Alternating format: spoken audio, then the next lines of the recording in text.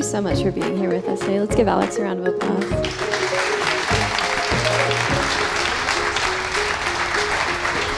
I actually, instead of starting a business, I wanted to buy one.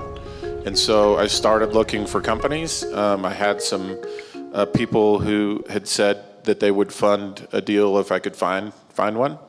And that's actually when I kind of came across Apex and then helped, kind of one thing led to another. I helped put together that initial buyout from Goldman, Peterson, and Jupiter Partners with Apex. You have been running Vivint with Todd Peterson for the last 13 years, and by all accounts been doing so successfully. What makes the two of you such a strong team? What makes us a strong team?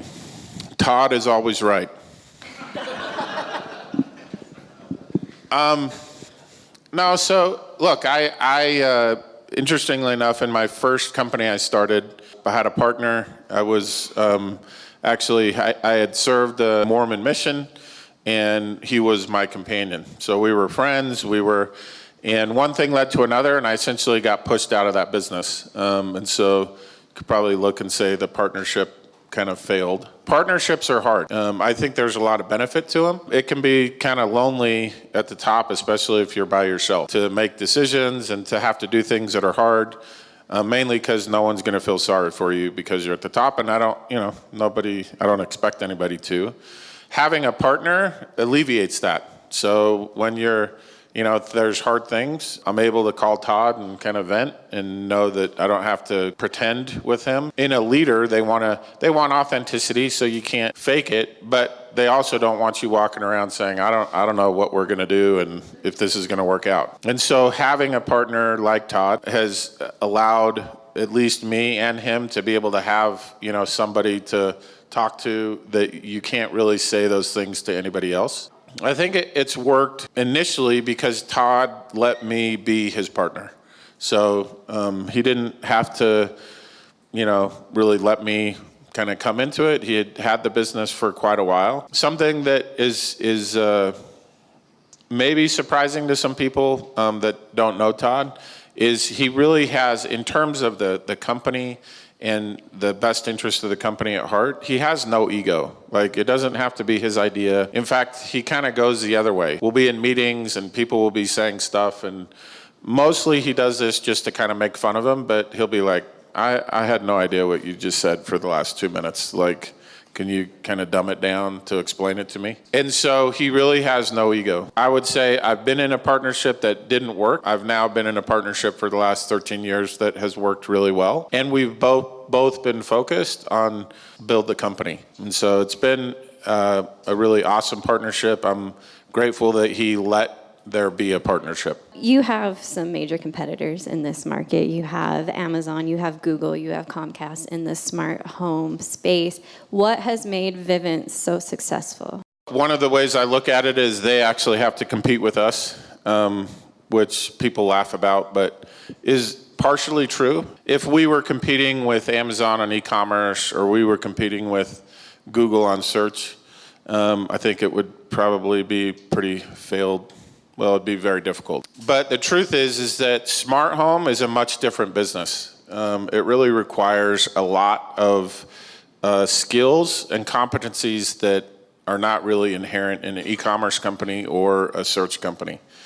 And so you've got hardware, you've got software, you've got installation, service, a long-lived kind of relationship with the customer. You've got to be in their home. And so I think we've been successful because we've created kind of an industry with smart home and smart home services. That is actually our competency. That's what we're good at. And so you see companies like Amazon, like Google, who are formidable competitors, but they're having to learn and build their companies in ways that they're not currently constructed. There's a space there for us to be successful. Who knows? They may get really good at all the things they need to get good at. I think it's going to take them time, and while they're doing that, we're going to continue to grow. So the other thing I would say is that typically in tech, you have a much more of a winner-take-all mentality and business models where the cost of an incremental customer to a social media company or a search or an e-commerce company is nothing. To add one more customer costs them nothing. In smart home, to add an incremental customer costs as much as it does to add the previous one and the next one. You don't get a ton of scale. And so because of that, we believe that there's an opportunity for multiple companies to have success. You're not going to wake up overnight and have a company, had now 1 billion smart home, users, because there's things like locks and thermostats and lights that have to be installed. They cost money, there's friction. And so because of that, we have been able to compete, and we think there's actually room for more than one company to succeed for the near and medium term for sure. When I was with MITT, I didn't really expect to do that. That was not something that I had envisioned myself doing. Being with MITT in politics? Being in politics was not something that I had thought about. And so I knew the family, I knew Tag and Matt and Josh, his 3 oldest sons, really well. And Tag called me one day and was like, hey, my dad's coming back from the Olympics. He's thinking about running for governor. Can you come help me for a couple days? We had to figure out what he needed to do to get onto the ballot. And you have to get, I think it was 10,000 signatures, but you have to get them on a form, an actual piece of paper that's printed by the state. So I said, well, I'll go down and get them. You have to go to the Secretary of State's office to get them. So I went down there. I'm super naive. I didn't know what I was doing. I go up to him like, hey, I need statewide ballot signature papers. And the guy's like, who do you need them for? I'm like, I don't know, I just need them. I knew I couldn't tell him. And he's like, are you here from Mitt Romney? And I'm like, I just need these signature papers. So I got 10 boxes, I put them in my car, I'm driving back.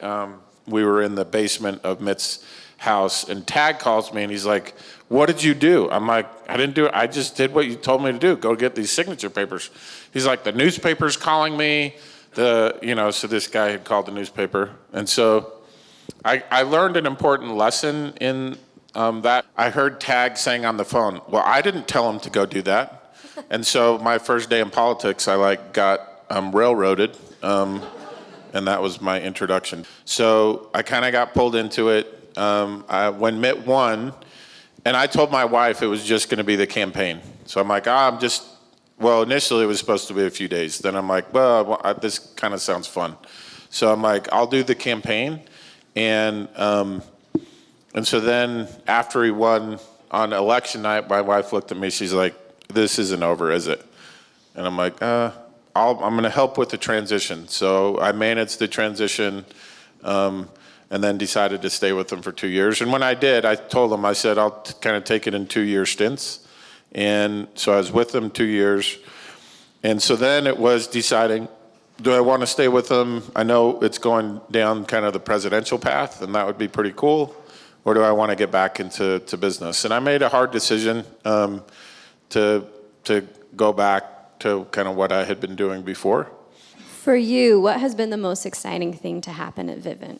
I guess it depends on what the word exciting is. There's been some exciting things that we're going to go out of business exciting.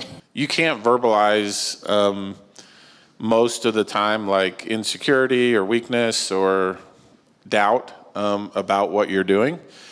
And so you don't. You kind of keep it in, and you wake up at 3 a.m. with cold sweats, and you kind of get through hard things. That's how you get through hard things. I'm really optimistic, but it's hard. Building a business is hard. When you talk about exciting things, my mind actually kind of goes to some of the things that were more difficult in our business to get through, because I also am most invigorated when those things are happening, because getting through those challenges is really, I think, the definition of, will define whether or not you're going to succeed or not. When things are good, it's easy. Also because our most success always came after the hardest times in our company.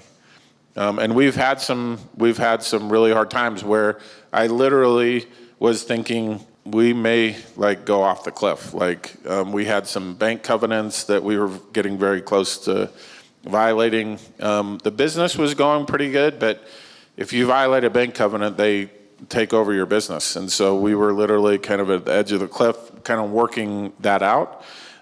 We got through it, and I remember thinking, I'm like, if I could just take $1 million off the table, like I'd be happy in some of the darkest times. And 12 months later, we sold the business for $2 billion. It's those times that really define you and define whether or not your business is going to be successful. So that's why, looking back, they're exciting. In them, I wouldn't define them as exciting. They're kind of hard. So how do you get through those hard times? If someone's facing that with their own company, what can they do to get through it? Yeah, so what I've learned from experience is you will get, like, there's no question you're going to get to the other side of the problem. The question is in what position you're going to be when you get there. Sometimes, and in the hardest times, sometimes you just show up. It's like, I don't know what to do. I don't know what we're going to do to get through what is happening right now. We have some ideas. We're heading in the right direction. We're doing everything we know how, but there's still a gap. It's like I don't quite know how we're going to get from point C to point D, and you just show up and you just work. You just keep going and don't let your fear take over. The one skill that I have learned that's helped me, I will actually embrace whatever my fear is. When I came and did the buyout with Apex or Vivint, I told my wife, I said, look, the worst case scenario is, I'm in my mid-30s. We had like 4 kids at the time, and we'll be living in my mom's basement. So and I honestly looked at that and said, could be worse. And so I embraced it. And because I was okay kind of going to a place that I thought was the worst case scenario, then it really no longer had any power over me, and I was able to move forward. What are you looking forward to most in the future? I love to create. I love to build. I love to grow. And so I'm looking forward to, for sure with Vivint, to keep doing that. In fact, we just, we're getting big. We kind of crossed over the $1 billion run rate in revenue mark. But last quarter we had 27% new subscriber growth. In the first quarter, I think it was 41% new, growth. And so I love growing and building and creating. And so that's what excites me. What was the strategy for us in naming the arena? So first of all, we did not take it, when we got a proposal to name it, we didn't take it, Todd and I did not really take it very seriously. I don't know, we didn't take it seriously. So Jeff Lyman, who was our chief marketing officer, our CMO, went up there. Jeff came back and actually, to his credit, said, hey, I think there's actually something here that we should think about. And so Jeff then kind of put a deck together and made a pitch to us that it was really more about the fact that one, we were becoming a bigger company in Utah. Employing people here is hard, getting harder, and that we needed to really kind of lay claim to Utah as being our home state, our headquarters. The thesis behind it was really more about employees and hiring in Utah, saying this is our home state, and we're one of the premier companies in Utah. And so we then put a bid in and we got it. It's been an amazing partnership for us, and it has truly accomplished what we wanted. Zions Bank does a kind of a private survey each year on business in Utah, brands in Utah, and they ask a question about Utah-based brands that people have a positive perception about. And 4 years ago, we weren't listed in the top 10. This last year, we were number 1. It's been an amazing partnership. They are awesome. The whole organization, Gail Miller, the Larry H. Miller organization, the Jazz organization are all filled with amazing people, and we couldn't be more happy with the partnership. If you had stayed on with Mitt Romney, would he have become president? That's what my wife thinks. The funny thing is that she was like, she bore the brunt of me being in politics more than anybody. In his first presidential campaign, I actually flew back to Boston for, 2 months. And for about 2 months, I helped kind of get that campaign off the ground. The good thing about that for me was after doing that, I'm positive that I do not want to be doing this. But she was like, are you sure you don't want to? And I'm like, I thought you were the one who didn't want me to do this. Like, why do you keep pushing me towards it? And when he lost, she was like, I think you would have won if you were there. I'm like, that's my wife. I love her. There's a principle that I think is true, whether you're an entrepreneur, whether you're an employee, that leads to success. I tell people, be really good at what you're doing today, because that's what will lead to options in the future. Scott Hardy, who's sitting over there, is our COO. We hired Scott Hardy as our VP of Business Analytics. It was important. It was analyzing a lot of the data that we have to figure out, what we do. And Scott did such a good job as our VP of Analytics that we put him over our inside sales group, which I don't know if you know, but that's not like a normal jump from analytics to running a sales organization. But he was so good at that we said, we're going to give him a chance. And actually, I told him, I was like, I think there's a 50-50 chance that you're not going to be able to do everything you need to be good at this. So we gave him that job. He, in like 18 months, doubled the size of that channel for us. And he did such a good job at that. We moved our COO over to solar to become the CEO there. And we put Scott in as the COO. Scott wanted more for sure, but Scott didn't come say, I'm going to do this, then I'm going to do this, then I'm going to do this. He just said, I'm going to come and be great at what you want me to do. And when he was great at that, I said, let's give him a chance at something else, bigger, better, more that we want. And when he was great at that, we said, let's have him be the COO. So in a very short period of time, he went from a job, VP of Analytics, wasn't exactly like in the top, whatever jobs in our company, to like one of the top 3 or 4 positions in the company. And so that to me is the entrepreneurial mindset. Entrepreneurial mindset is I'm gonna be good at what I'm doing today. I'm not gonna, and I know that will lead to other good things. What's the number one challenge of growing here in Utah? I think it has to be probably hiring for multiple reasons. One, because the economy is doing so well here. And then 2, because, it's a little bit harder to recruit people from out of state. We've done a really good job at doing that. We have people from all over the country. It's getting easier for sure, at least for us. And I think part of that is because we have people that have come in and loved it, so they can talk to other people and say, hey, this is awesome. But the challenge with Utah probably is just hiring, just because the economy is doing so well. So new products. So the way we think about products and product development is pretty holistic in terms of, we start with the problem of, hey, what is smart home? What does a smart home do? How do we deliver on that promise of what a smart home should do? A smart home is made up of like lots of components, and then there's lots of software that has to be there to help support that. In terms of hardware, what can I announce? We actually have some really cool stuff coming that's gonna extend the reach of your smart home. We haven't publicly announced it yet, so but next year we are going to be selling a product that kind of ties into the smart home that I think is going to be a really big success for us. We just released a new hub that is much more capable around video. Video is definitely a huge driver in the smart home. Which also means there's lots of data that the smart home is generating. So on the software side, like data analytics and video analytics are services and functionality that we're developing now that are gonna be incorporated into the system. So if you look at especially security in the context of smart home.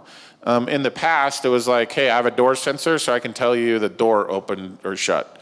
Today, I can tell you a door opened and shut, and here's a video of who actually came in that door. Tomorrow, it's going to be, I can tell you the door opened, shut, I can show you a video of, a person coming in and out, and I can also tell you who that person was because of, facial recognition, because of gait analysis, and I can tell you whether or not that's someone that's in your family. I can tell you whether or not that's someone that has actually never been in your house before. It's a stranger or someone that we don't recognize from a platform perspective. The next generation cameras for us are going to be much more powerful than kind of the current generation cameras we have that will allow us to do kind of video analytics at the edge. The challenge is that to do video analytics effectively requires a lot of processing if you're not intelligent about how you do it, especially.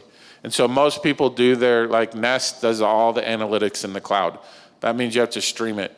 We are doing where the camera is gonna get that stream locally. You don't have to stream it to the cloud, and it's gonna say, that's Jeff Lyman. The processing is actually gonna happen mostly at the edge or at the camera. You make mistakes. You can't help it. And so looking back, I'd be like, oh, if I did this, this, and this, man, I would have been perfect and avoided all the problems that I've had. How does that help me? It helps me not make that mistake again in the future. We have made some major mistakes or bets that haven't worked out how we've wanted them to work out to the tune of $100 million a couple of times. And looking back, it's like, oh, well, we shouldn't have done that. We shouldn't have done that. And so the good thing is that as those experiences or those opportunities or things happen in the future, as they've happened, it's like, okay, I may be dumb, but I'm not going to do this twice. Looking back and wishing you would have changed it is kind of a waste of time. Looking back and learning about how to actually inform your future is really helpful. So instead of being like, I wish I didn't do that, it's like, I did that. That was a big one. But what did I learn? And how is that going to help change how I make decisions moving forward? That is super helpful. And you should all do that. Everybody should do that. I can tell you that those things have actually helped me avoid making those big mistakes again. Now I'm just making new mistakes. So ones I've never made before.